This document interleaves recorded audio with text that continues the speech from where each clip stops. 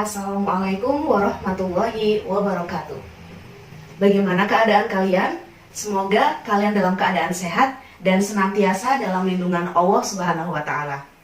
Pada video pembelajaran kali ini, kita akan belajar mengenai inverse fungsi trigonometri. Pada pertemuan sebelumnya, kita sudah belajar mengenai fungsi trigonometri. Bagaimana? Kalian sudah mengingatnya mengenai fungsi trigonometri? Kita sudah belajar mengenai apa saja? Fungsi trigonometri sinus, fungsi trigonometri kosinus, dan juga fungsi trigonometri dari tangan ya, beserta grafiknya.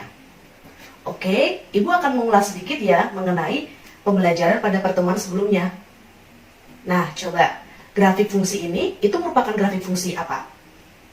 Coba kita ingat-ingat lagi. Grafik fungsi sin, ya betul. Pada grafik tersebut itu merupakan grafik fungsi sin. Kalau grafik ini merupakan grafik fungsi apa? Grafik fungsi tan, ya betul sekali. Wah, ternyata anak-anak masih ingat ya mengenai pembelajaran sebelumnya tentang fungsi trigonometri dan juga grafiknya. Oke, berarti sekarang anak-anak sudah siap menerima materi baru, yaitu mengenai inverse fungsi trigonometri. Oke, yang pertama itu ada inverse fungsi sinus. Coba perhatikan grafik berikut. Ini merupakan grafik fungsi dari sin.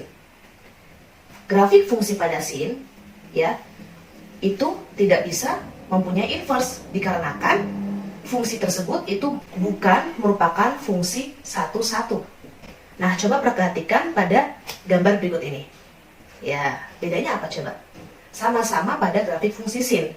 Namun pada gambar kedua itu domainnya dibatasi antara negatif pi per 2 hingga pi per 2. Nah, pada gambar pada grafik fungsi yang kedua ini, itu fungsi yang dapat mempunyai inverse. Nah, kalian tahu tidak apa yang dimaksud dengan inverse?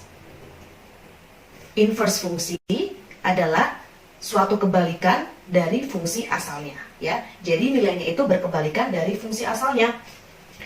Oke, tadi kan untuk grafik kedua ini, itu mempunyai inverse. Nah, notasi ya atau inverse fungsi dari sin itu dinotasikan dengan y itu sama dengan sin pangkat negatif 1x, atau bisa dibaca y sama dengan sin inverse x, atau juga dilambangkan dengan y sama dengan arc sin x atau arcos sin x. Oke, sekarang coba perhatikan grafik fungsi ini ya. Nah, grafik fungsi ini itu merupakan grafik inverse fungsi dari sinus.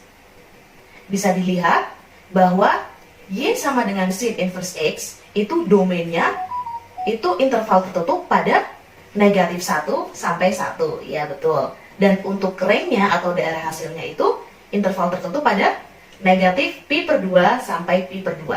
Ya, betul. Nah, setelah kita mengetahui ya bentuk grafik fungsi inverse-nya dari sinus, nah sekarang untuk menentukan nilai-nilainya itu kita menggunakan aturan sin inverse x adalah nilai-nilai dalam interval tertutup negatif pi per 2, pi per 2 yang nilai sinusnya adalah x. Oke, untuk lebih pahamnya kita langsung lanjut saja ke contoh soalnya ya. Oke, misalkan di sini Ibu mempunyai soal ya. Coba perhatikan. Di sini tentukan nilai-nilai sin inverse-nya. Di sini ada fungsi inverse-nya itu sin inverse setengah ya. Nah, untuk menentukan nilainya kita harus mengingat aturan yang tadi, di mana sin inverse x ya itu nilai-nilainya dalam interval tertutup negatif pi per 2, pi per 2 yang dimana nilai sinnya itu adalah x. Nah, coba perhatikan soalnya di sini. Sin inverse setengah di sini berarti x-nya itu berapa? Setengah, atau bisa kita kembalikan lagi ke aturannya di mana sin inverse setengah itu adalah nilai-nilai dalam interval negatif pi per 2, pi per 2 yang nilai sinusnya itu setengah ya. Jadi di sini itu kita harus mencari ya besar sudut atau nilai intervalnya kan di sini kan dari negatif pi per 2, pi per 2. Nah, yang nilai sinusnya itu setengah. Nah, untuk mencarinya itu kita perlukan tabel nilai-nilai sudut istimewa pada trigonometri. Ya, coba kita ingat lagi, nah tabelnya seperti ini. Nah, coba kita lihat di sini. Sin theta, ya, sin theta berapa? Yang nilai sinnya itu setengah. Coba perhatikan. Berapa di sini? Ya, kita dapatkan di sini sin tetanya itu 30 ya. Jadi bisa kita tuliskan bahwa sin 30 itu sama dengan setengah, atau kalau kita tuliskan dalam pi radian ya, itu sin pi per 6 sama dengan setengah. Nah, berarti kita dapatkan bahwa sin inverse setengah itu sama dengan pi per 6. Ya, betul. Oke, bagaimana? Sudah paham ya? Oke, untuk menambah pemahaman kalian, kita akan lanjut ke contoh soal yang kedua. Oke, misalkan di sini Ibu punya soal lagi nih. Di sini ada sin inverse dalam kurung negatif setengah. Nah, di sini beda ya soalnya ya. Di sini ada tanda negatifnya. Wah, gimana tuh Bu cara ngerjainnya? Gampang, sama saja dengan yang tadi. Di sini kita kembalikan lagi ke definisi atau aturan nilai-nilai yang tadi ya. Nah, di sini dinyatakan kan bahwa sin inverse X adalah nilai-nilai dalam interval negatif pi per 2, pi per 2 yang nilai sinusnya itu X. Nah, di sini kita masukkan ya di soal ini, di mana sin inverse dalam kurung negatif setengah itu adalah nilai-nilai dalam interval negatif pi per 2, pi per 2 yang nilai sinusnya negatif setengah. Nah, di sini kita kembali lagi ya mengingat mengenai tabel tadi, tabel nilai-nilai sudut istimewa pada fungsi trigonometri. Nah, nilai-nilai sinusnya. Nah, coba kita lihat lagi di sini ya. Sin theta berapa yang nilainya itu negatif setengah dalam interval negatif pi per 2 hingga pi per 2. Berarti itu hanya ada pada kuadran 1 ya.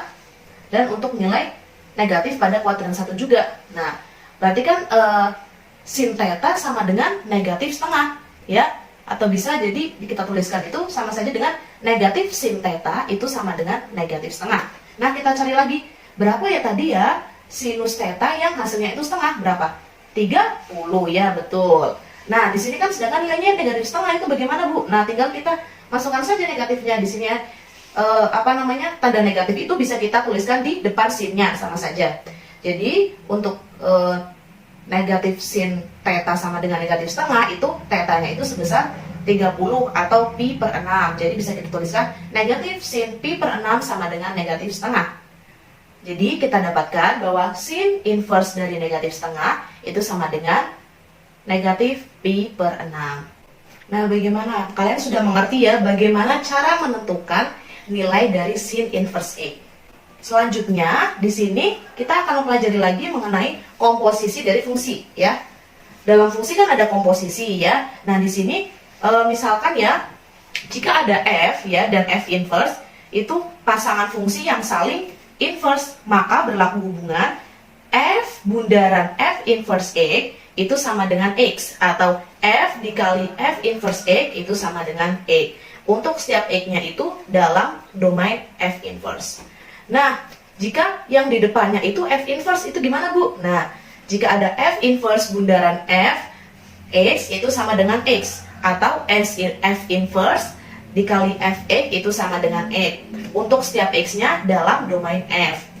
Nah, dari fungsi tadi ya, fungsi komposisi tadi, maka bisa kita simpulkan ya untuk prinsip menentukan nilai dari hubungan fungsi sinus dan fungsi inverse-nya.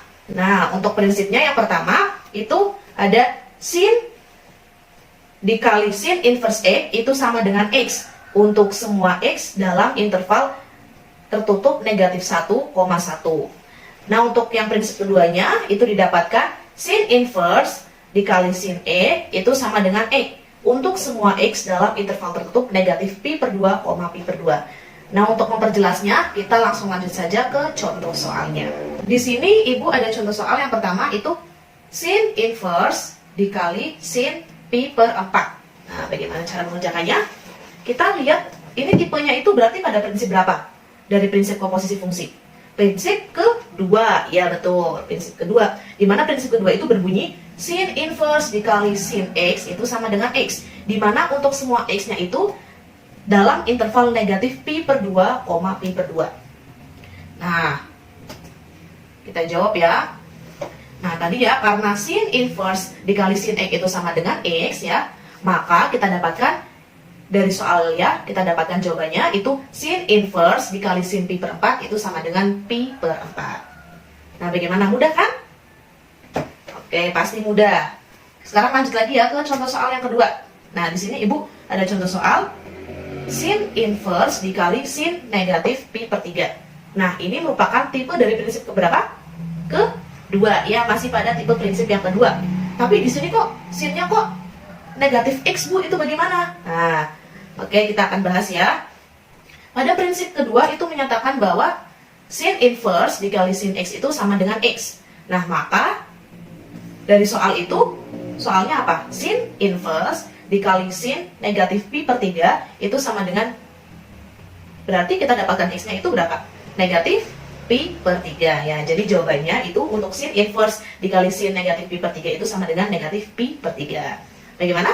Mudah bukan? Oke, sekarang kita lanjut ke contoh soal berikutnya.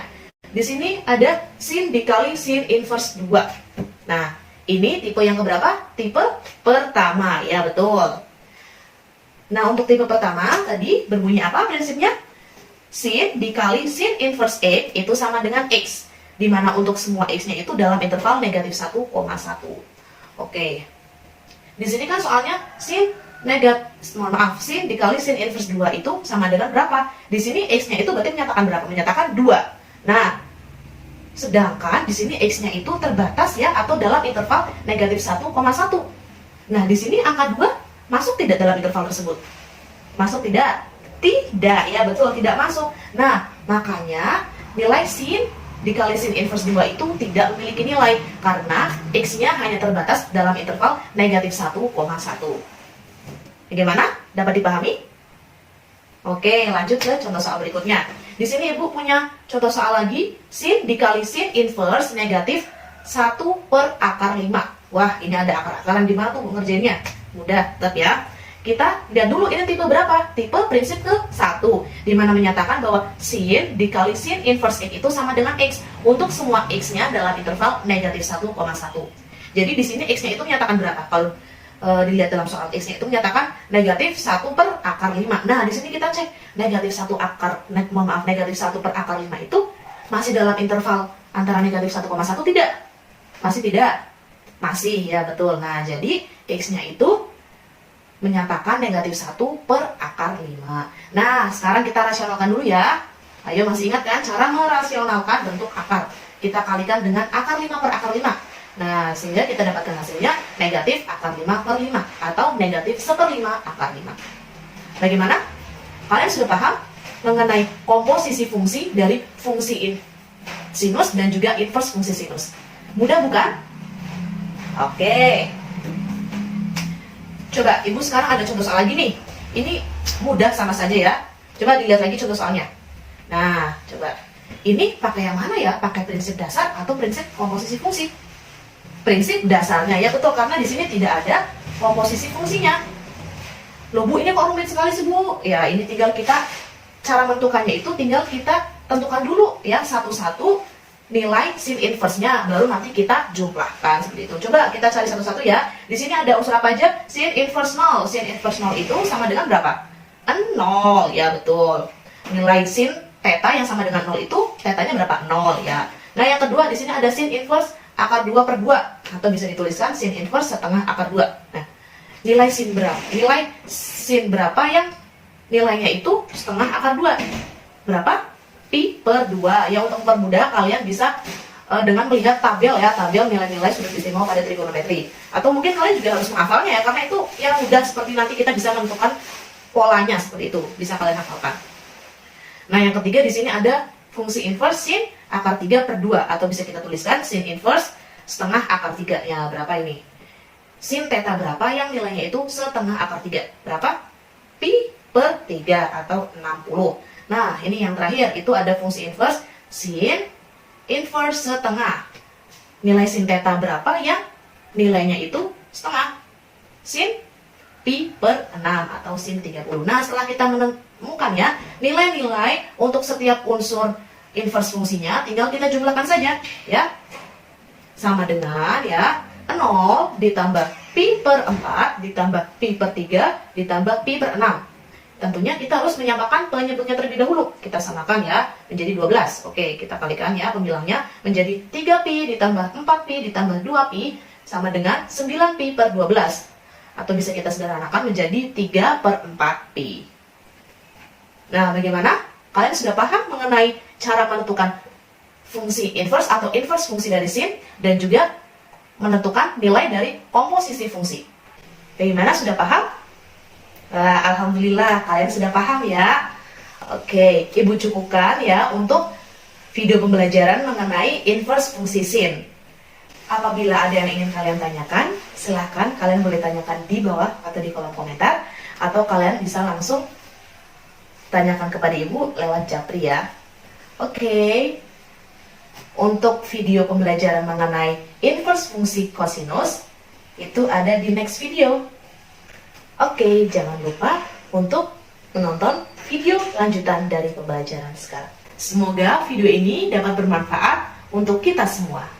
Terima kasih untuk yang sudah menonton video ini. Jangan lupa like, share, and comment video ini.